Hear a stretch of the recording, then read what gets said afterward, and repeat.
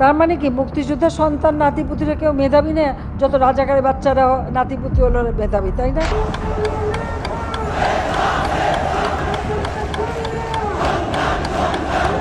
বহুত সুযোগ ছিল পিছনে ফিরে আসার, এখন আর পিছনে যাওয়ার রাস্তাই নেই। পিছনে পুলিশ আর সামনে স্বাধীনতা।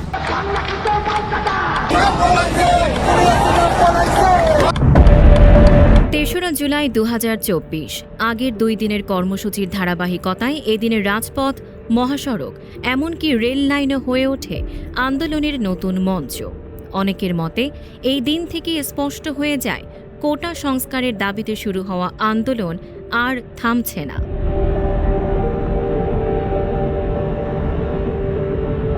বৈষম্যবিরোধী ছাত্র আন্দোলনের ব্যানারে দুপুর থেকে ঢাকা বিশ্ববিদ্যালয়ের কেন্দ্রীয় গ্রন্থাগারের সামনে জড়ো হন শিক্ষার্থীরা। সেখান থেকে মিছিল নিয়ে তারা শাহবাগে পৌঁছে টানা দ্বিতীয় দিনের মতো গুরুত্বপূর্ণ এই মোড় অবরোধ করেন। একই সময়ে জগন্নাথ বিশ্ববিদ্যালয়ের শিক্ষার্থীরা তাঁতিবাজার মোড় অবরোধ করেন। ঢাকার বাইরে আন্দোলন আরও বিস্তৃত হয়। জাহাঙ্গীরনগর বিশ্ববিদ্যালয়ের শিক্ষার্থীরা ঢাকা আরিচা মহাসড়ক অবরোধ করেন। চট্টগ্রাম বিশ্ববিদ্যালয়ের শিক্ষার্থীরা চট্টগ্রাম খাগড়াছড়ি মহাসড়ক, বরিশাল বিশ্ববিদ্যালয়ের শিক্ষার্থীরা বরিশাল কুয়াকাটা মহাসড়ক এবং বেগম রোকেয়া বিশ্ববিদ্যালয়ের শিক্ষার্থীরা ঢাকা রংপুর মহাসড়কে অবস্থান নেন।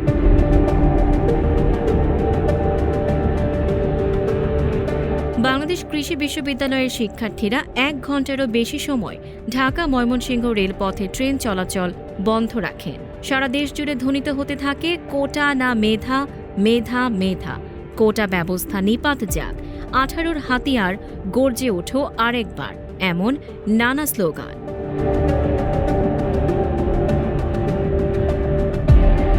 অন্যদিকে মুক্তিযোদ্ধা কোটা পুনর্বহাল আন্দোলনের ব্যানারেও শাহবাগে সমাবেশ হয়।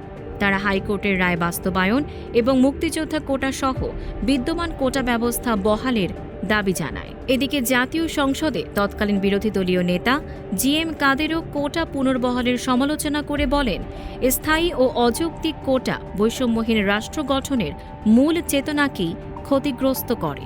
বড় অঙ্কের কোটা চিরস্থায়ী বন্দোবস্ত করা স্বাধীনতার চেতনার নামে স্বাধীনতার মূল উদ্দেশ্যকে, বৈষম্য মুক্ত ন্যায় বিচারভিত্তিক সমাজ গঠন, এই মূল উদ্দেশ্যকে ধ্বংস করে। ৩রা জুলাইয়ের শেষে স্পষ্ট হয়ে যায় এই আন্দোলন আর শুধু ক্যাম্পাসের নয়, এটি ধীরে ধীরে রূপ নিচ্ছে একটি সার্বজনীন জাতীয় আন্দোলনে।